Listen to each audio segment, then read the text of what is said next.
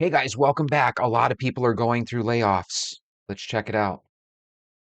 For almost 7 years working for a corporate company, I was part of a group of people that got laid off yesterday. Ugh. I spent the whole day crying, feeling sorry for myself. And today I woke up just kind of feeling empty. But then one of my friends on here, PBR, reminded me that I did not lose my job. My job lost me. This poor lady lost her job. Damn it. Jobs don't care about us the way we care about our jobs sometimes. And that's just, it is what it is. And I don't want anybody feeling sorry for me. The reason for this message is because I realize that there's probably a lot of people that are going through the same damn thing. And losing your job right for the holidays is tough. Losing a career that you spent your whole life working towards is tough. Yeah. Losing a great paying job is even tougher. And at my age, it gets harder. I just wanted to pass this message on that, this too shall pass. Why do companies let go of people right before the holidays? If you guys know, let me know down below. I don't think it's just to be cruel.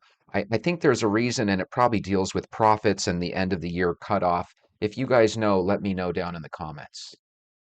Anyway, this is like my 50th to 100th, I don't know, probably 1,000th rejection email. And it doesn't faze me anymore. But what fazes me about this one in particular is that it went through an entire application process where you have to answer 20 plus questions, multiple choice, kind of like a test. You have to include a resume. You have to do 2 video prompt questions and send that in. And answer 2 or 3 questions as well in like a paragraph format. So what she's saying, I think, is that you've got to go through like an American Ninja type of situation before you can even see a person to actually get an interview. If you've had to go through these gauntlets, so to speak, of questions after interview, all for not even end up getting a job, if you've had to do that, share with us. That sounds like the most irritating thing ever.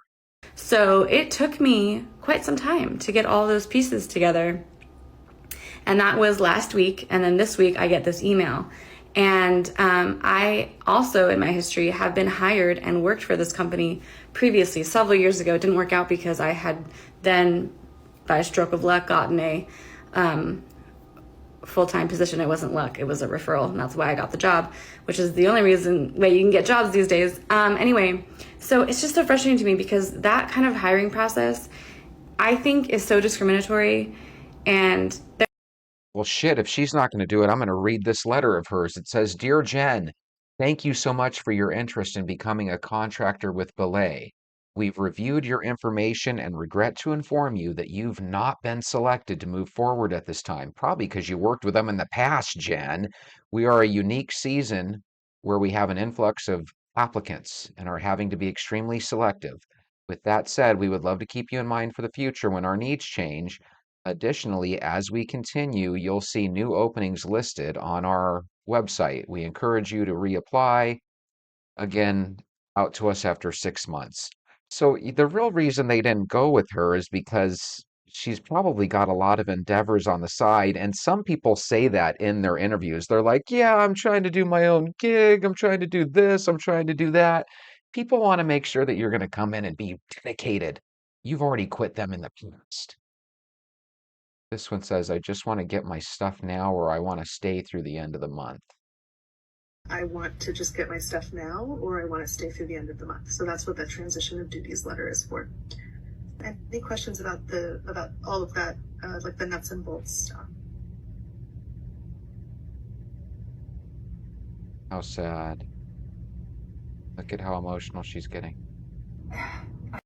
So I think what that's talking about is they gave her an option. You can leave now, or you can go ahead and stay till the end of the month, and then transition of duties leads me to believe you're expected to train whoever's going to replace you for half the price. These companies. Hello, my name is Jacqueline, and I was just laid off in a mass Zoom meeting. So if it looks like I'm not okay, it's because I am not okay. One thing about working in tech is that it is not for the weak, and you watch these layoffs happen all the time. And each time you continually tell yourself, it ain't me, thank God. Well, guess what? It was me this time. And now I am unemployed and continuing to post on TikTok. So I would say it was a surprise that they were doing a restructuring, but it absolutely was not. What was a surprise is that I was told that I was okay, and I was absolutely blindsided this morning at 11 a.m. That happens a lot. A lot of people say that they think their job is safe, and before you know it, they're in front of HR with their marching orders to get out. If you guys have ever had to deal with that and you don't mind, let me know down below. I think that must be the most crappy feeling when you actually go into the meeting thinking it's for other people, and then you find out that you're one of those other people. Oh my God. Stop giving these jobs 100%. Why? Stop giving these jobs 100%. Stop giving them more than 100%, because a lot of us do that. And I use myself as the example. Back in May, I had to have my gallbladder removed. Do you know I had to ask my husband like 20 times, babe, I need my laptop. I'm the only one who can do my job. Hey, babe, I need my work phone. I'm the only one who can do XYZ. I got laid off Tuesday. Oh, working while you're not feeling well at all, and then you get let go anyway. Very, very disloyal. Sometimes companies are like that, right? It's all bottom line with them, and if they can cut some fat off, they will cut some fat off, and if you're part of that fat, you're gone. I'm the only one who does my job, right? There's nobody else. And I've survived the last 5, 6 layoffs. See, that's the problem I don't like about people. We watch all of our friends and coworkers get laid off, and everybody just kind of puts their head down and goes right back to work. But then when it's us, we start to throw a fit. Is it worthy of throwing a fit? Yes, but we should empathize a little bit more when it happens to others. That's what I'm saying. This one got me. And everyone else was like, oh my gosh, for real? Yes, for real. Stop giving so much of yourself that you think you're valuable to a corporation, because you're not. My name is Jacqueline, and I was just laid off in a mass Zoom meeting.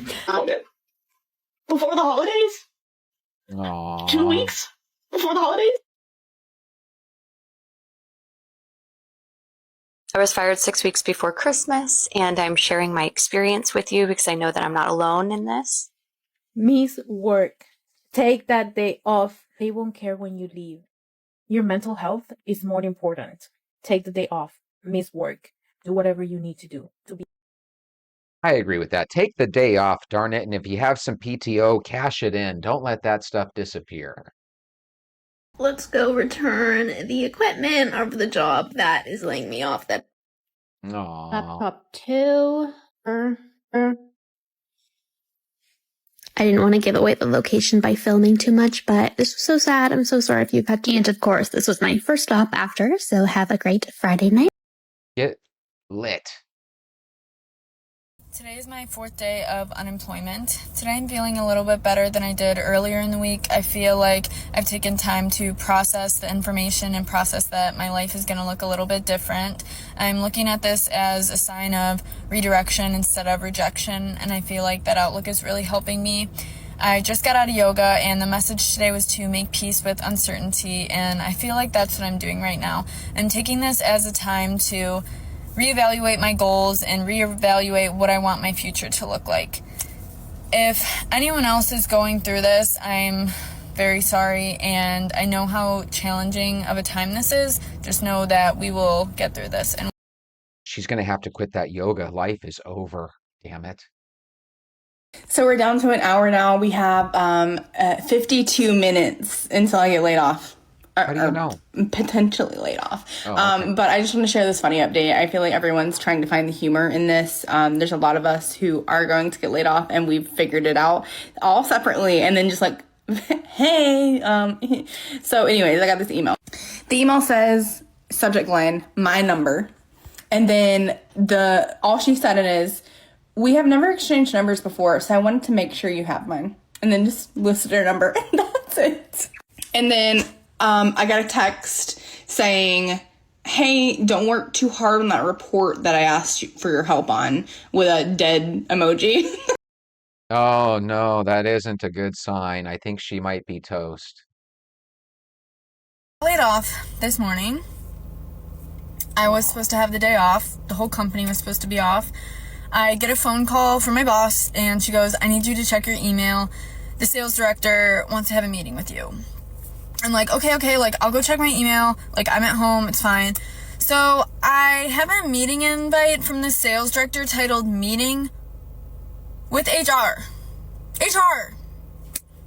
Like, everyone who is in the corporate world knows that it's never a good thing when you have a meeting with HR, because it normally only means one thing, and it normally means that you're losing your job.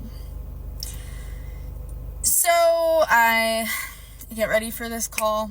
I go put my makeup on, go put on my mascara, because I know I'm probably gonna have to have my camera on. And what do you know? They say, we're gonna eliminate your position. We are trying to save money, yada, yada, yada. And they go through all the stuff that you're never gonna remember, because, like, your life just changed, like, within the blink of an eye. And the crazy thing is that my boss, like, didn't even know that this was happening. Like, when she called me, I called her back and I was like, well, what's the issue? Like, I see HR is on this meeting. And she's like, I don't know, like, I'll drive home for this meeting. So then I just I'm gonna call bullshit. Do you guys think her boss was lying? Usually the boss has an idea when one of their favorite employees is gonna get cut, right? Or at least you would think. Guys, if you have to deal with layoffs or ever have, it's obviously a bummer deal. I'm so sorry if you're going through that. I'm about to get laid off. My manager has to jump on a call right now. As long as that could be. Hey, Fabio. Hey, how's it going? Fabio. Good.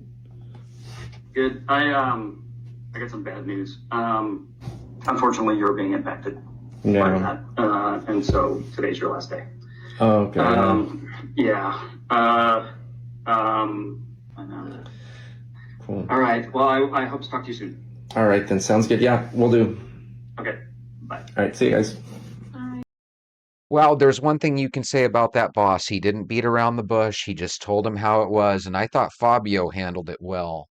A friend of mine just got laid off after 6 years of blood, sweat, and tears for this company. And she is not alone, and there are so many people that are getting laid off these days. And so if that is you, I want to remind you that this layoff does not define you, that it actually had nothing to do with you, that this is not personal, this is business. And I know it's overwhelming, and I know you might feel shocked, you might feel hurt, you might feel frustrated, you might feel like taken for granted. And all of those feelings are valid. But remember, this is a setback, not the end of the journey. And you are resilient, and you have skills, and you have experiences, and you are not alone, that there are people in your corner.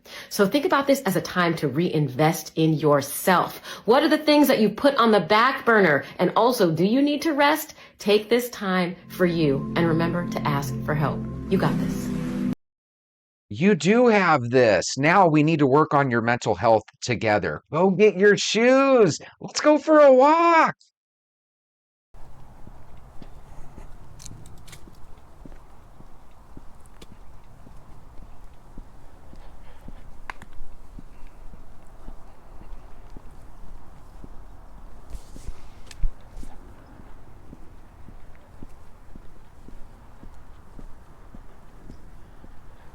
Good morning, Venters. Take a look at that moon up there. Isn't that crazy? Look how big that thing is.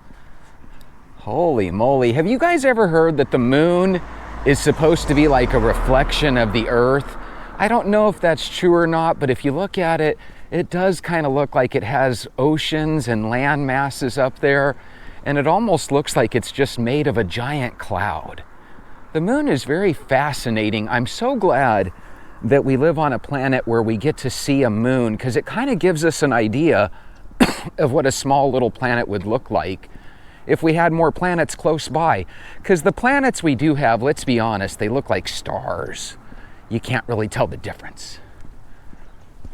There's somebody out there saying, actually, Jesse, I can tell the difference, whatever. No one else can.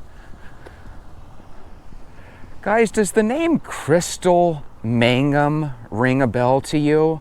If you were to ask me, I would say, no, not at all. Who is that?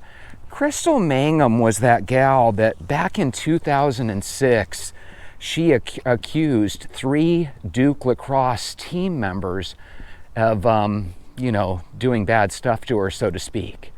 And it became a real hot topic of national debate because if you remember, a lot of people were saying, hey, this is 3 preppy college white guys getting away with bad things again. And Duke ended up firing their coach. They ended up canceling the rest of their lacrosse season. And I've noticed over the last 15 or 20 years, when you watch sports on ESPN over the weekends and stuff, lacrosse is really popular. Where I live in Arizona, I think it's become more popular the last handful of years, but lacrosse is one of those games that's just as popular as, football, basketball, and baseball is to a lot of the people in the eastern portion of the United States, or at least that's how it comes across to an Arizona kid who nobody out here played lacrosse when I was growing up. Absolutely nobody.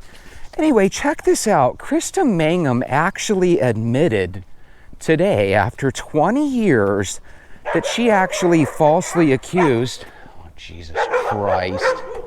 All right, so anyway, after 20 years, she admitted that she falsely accused the 3 Duke lacrosse players of doing this to her.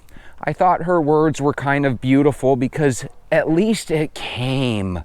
These 3 had to point to the fact that, look, her story fell apart, she ended up losing in court, but you know as well as I do, those 3 guys probably had people staring at them funny for the rest of their days. They probably had to convince a lot of people that they weren't guilty, and there's probably a lot of people that didn't really want to be close to them because they probably just assumed that they paid expensive lawyers to get them out of trouble. So even though it came 20 years later, I firmly believe that her saying that she lied about that, I think we should give her props for it because the reality is she didn't have to mention a thing. So we're going to read a couple of the comments that came from CNN's video, but let me know down below if you agree with me. It's better that she finally came out because now those people, everyone will know those people were wronged. And if you were one of the people that back in the day thought that they were guilty and you kind of said some comments even though they never heard them, maybe you can let the people know in our comments that you were wrong about that. By the way, in case you're wondering where I lie on it, it was one of those things that I didn't really care about back then. I had more important things in my life than this. So anyway, she said, I betrayed the trust of a lot of other people that believed in me, because you got to remember, when you accuse people, you're going to have people that say, hey, I've known Crystal forever. She's the type to be honest. She wouldn't make this stuff up. So when you lie to your family members and friends, a lot of times you're letting them down because they are literally going to bat for you. And I don't know about you, but if you went to bat for a friend or family member that accused people of something like this, that would be kind of hard to swallow if you found out that you were going to bat for somebody that was, not being very genuine and that were lying. She decided to come clean because I think in prison, which by the way, Crystal Mangum's in prison now for taking the life of her boyfriend. She apparently stabbed him and took his life. So she ended up being one of these folks that kind of started going down this path of doing not so good things. Starts with false allegations, ends with a murder and being in prison. But again, it's because of that knowledge that I find it fascinating that she finally came clean. If I were one of those 3 guys, I think I would probably shed a tear today because imagine how many people didn't want to give them a chance. Imagine how many people Googled them, found out who they were, and then decided against being a friend. They probably lost job opportunities. Who knows? Anyway, this is the coolest thing she said. She said, I hope they can forgive me. They didn't deserve that. You know, again, that might be too little too late for some people. But does anyone else agree with me that it's just beautiful to finally hear that you were innocent, that the person that accused you has come clean? And I'm just going to say it. Imagine if everybody in the world just decided to come clean and do the right thing. Man, there would be a lot of tears of joy, wouldn't there? Imagine if everybody that ever accused you of anything, and maybe not even you, because I'm sure most of us haven't been accused of anything that horrible, but just imagine if everybody came clean one day. That would be a real wonderful miracle, wouldn't it? Amazing. Those 3 Duke players, by the way, were David Evans, Colin Finnerty, and Reed Seligman.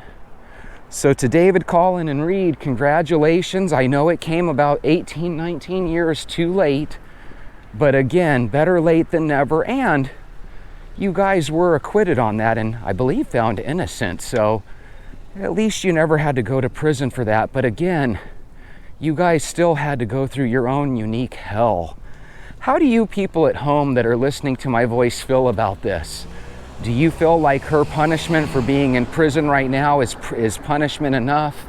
Or do you think that they should charge her?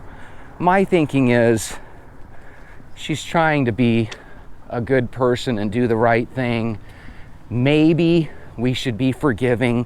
But again, it's not really my decision. It's up to these 3 men. I think these 3 men should have the ultimate decision. Tell me what your thoughts are. By the way, isn't that crazy that she's in prison right now for taking her boyfriend's life? Sounds to me like she was one of these people that you probably don't want to give too many 3rd and 4th chances to.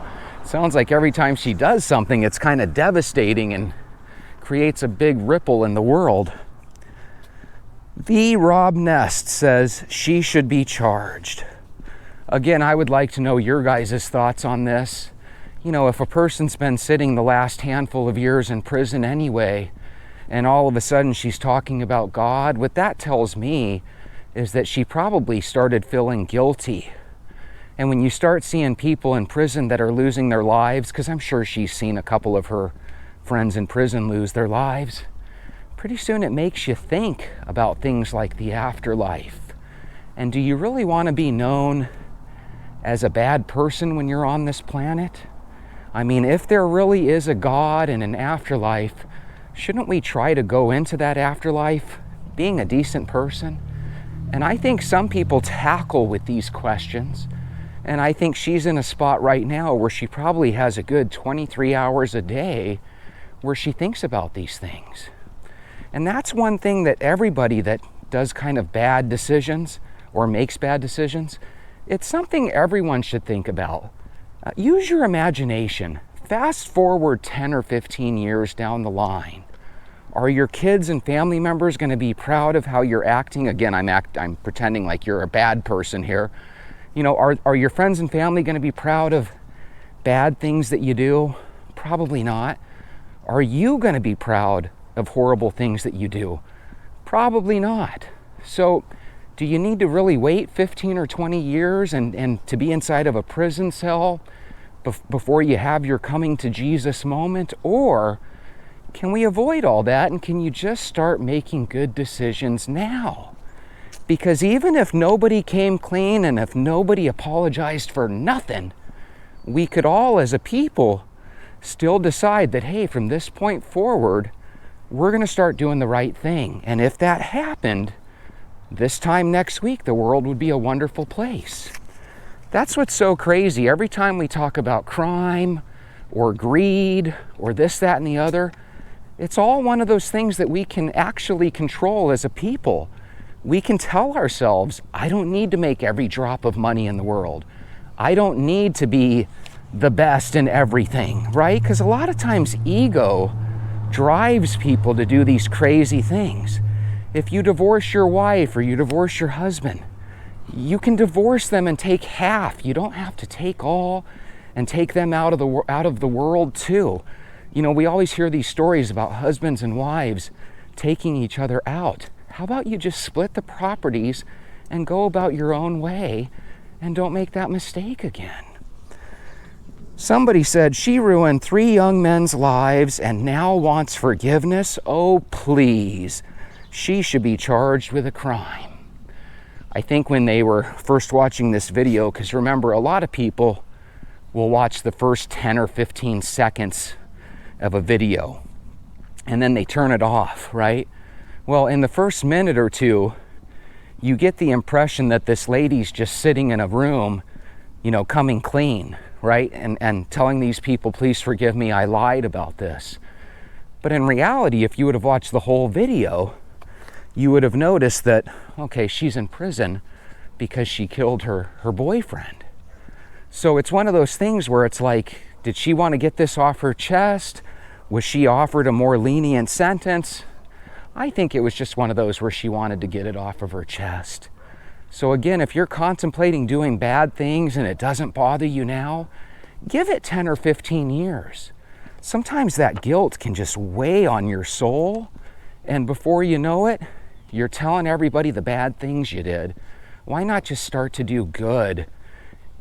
Start to do good. That's what we need to do, Venters. We need to make decisions that we're going to start doing the right thing. Quiet Earth MT says she's doing an 18-year stretch for stabbing her boyfriend to death. Yeah, you know, it's funny. Sometimes when I'm out here walking, I start to say stuff and then read the question. I should have read the comment first and then said that, but yes, that's where I got it from. Apparently, she's doing an 18-year stretch for taking out her boyfriend. Now, here's the question I have for you. You're her boyfriend. You find out that she accused these 3 Duke players of doing this back in 2006. I'm sure this guy knew about it in some way, shape, or form. All of a sudden, you're dating this girl, and on good days, things are good, but on bad days, things aren't so good. He probably had dozens upon dozens of red flags. They probably had countless arguments. And you know what? When you look at all the red flags after the fact, he probably should have never been with her. So again, sometimes we look at women and we think, oh, I'm a guy, I can handle it, she can't hurt me. Man, if somebody shoots you or if somebody stabs you, there's not going to be much you can do. So even a small little 100-pound girl with a real beautiful smile can be a real nightmare for people. Speaking of nightmare, there's the telemarketers now. God darn. Our world is a piece of poop. Michael Thomas says, if this happened today, CNN would report it as if the allegations were true. Guys, that was the one comment that bothered me the most, because I believe that. Do you believe that? We have some news media outlets that take the differences and the divisive crap we go through as people, and they throw oil on the fire. And that's kind of what CNN is. They throw oil on the fire. They don't want us to come together. They want us to be divisive. They basically poke fun at everything good in the world, and then they turn a blind eye to everything that's iffy and wrong with the world. And I'm telling you, that's why CNN has such horrible ratings. You ever see these videos where they're like, wow, CNN's got to fire everybody? Maybe CNN needs to fire everybody, and maybe they need to start over and start to add a little bit of honesty, because it's starting to come across like the National Enquirer. Just a bunch of jerks, those people. At Todd Warner says she did not just victimize these 3 boys, she victimized the entire school, the entire team, and the country paid for her lies. Again, I would agree with that, because if you think about it, it's these little things that happened over the last 20 or so years that led us to the world we're at now. When she did that, it was just as divisive when we went through this O.J. Simpson thing. You remember when O.J. Simpson was found innocent, or when he was acquitted? Remember they showed some people and they looked like the sky had fallen in? Meanwhile, they showed other people and they were celebrating like they just won the Super Bowl. We need to get away from this divisiveness. Should we trust people when they come up with allegations? Yes, but how about trust and verify? Let's make sure that they don't have a secret agenda out there. Let's do things the right way, because I don't know about you, if that happened to me or to my kids, where they were accused of something like that, that is something that can ruin your life, and you'll have that stigma forever. And I'd be willing to bet that even to this day, there's probably the occasional heckler that's going against Duke that probably makes comments about this situation that happened darn near 20 years ago. Walk, talk, vent. Jesse even sticks it to CNN. And this thing that happened the other day with this guy, I believe his name is Daniel Penny, where he had to put somebody in a chokehold. Everybody that was on that subway line said that he was protecting them. It should have been left well enough alone right then and there. Well, you want to know something? If people don't try to do the heroic right thing, which I firmly believe that what he did that day was the right thing, then it's going to lead to a lot of people that get attacked while other people just stare and watch. Do you really want to live in a world where when the good guy tries to help you, he gets rewarded by going to prison for the rest of his life? And do you really want to live in a world where cops will come out and instead of people aiding the cops, we're sitting there putting a camera in their face, waiting for them to do something wrong? I want to live in a world where if you have to call the police, they can help. If there's a bystander, he can help you without having to worry about going to prison forever. And I think we're going to create this horrible world where we're going to feel more alone than ever. By the way, this is just me. I don't know if it flew under the radar with you guys, but I don't want you to think it flew under the radar with me.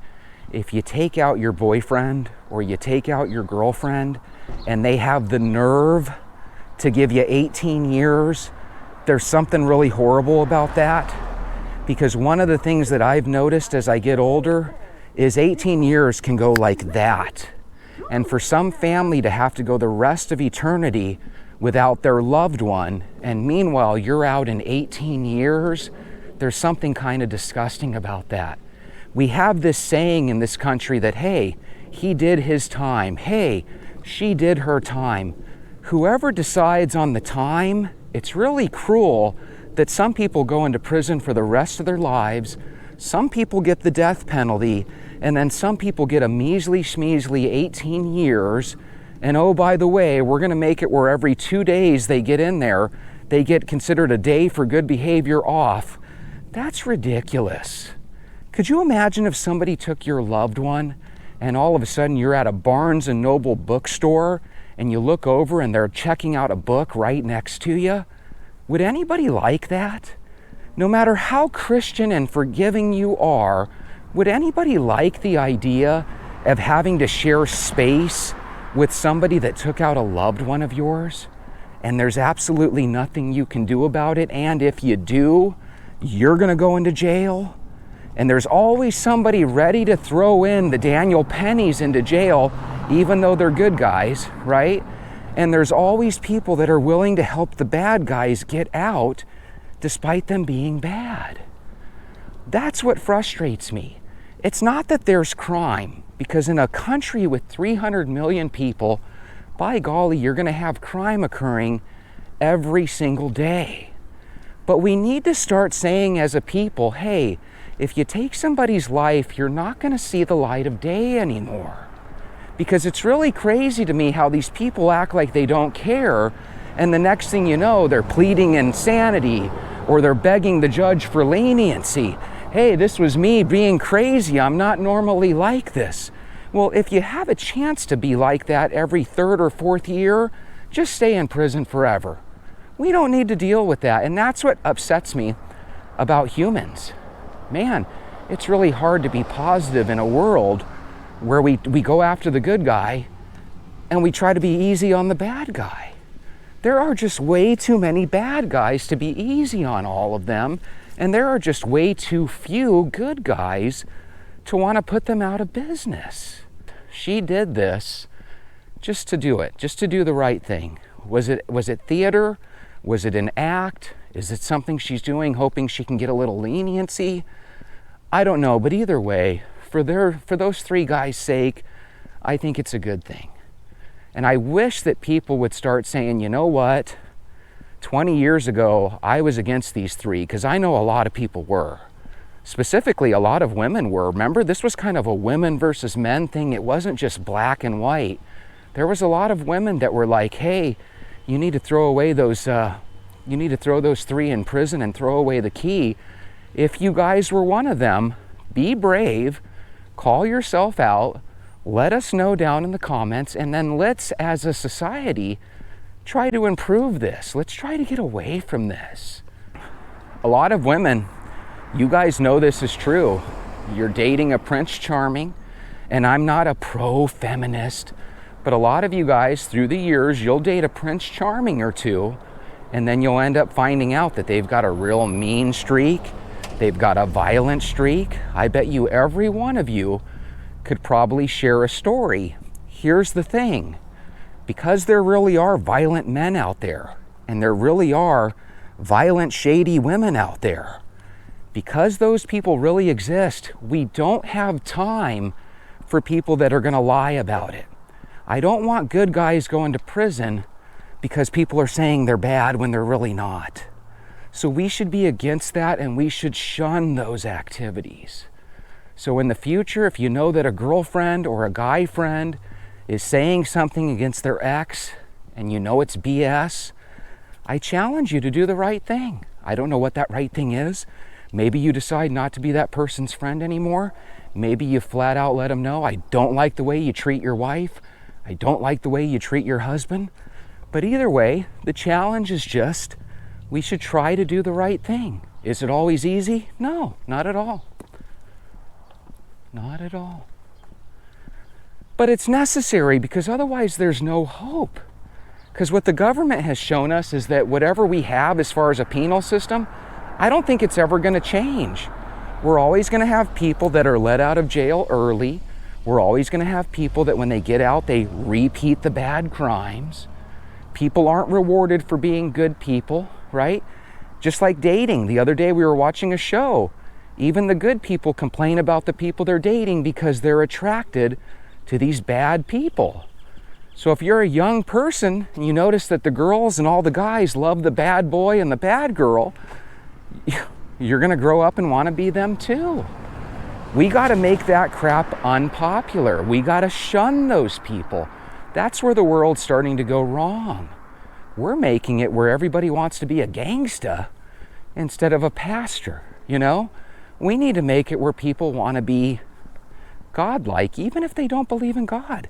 You should still want to be a good person. Not necessarily godlike, that might have been the wrong word, but you should still fear God even if you don't know him. Anyway, I hope you guys are having a wonderful walk. Keep walking. You're about to eat another big meal for Christmas. And then you're going to eat some pie and some whipped cream and some root beer floats. And then on New Year's, you're going to repeat the process. Let's start walking more, drink water, and try to say no to that second and third donut. I'll see you tomorrow.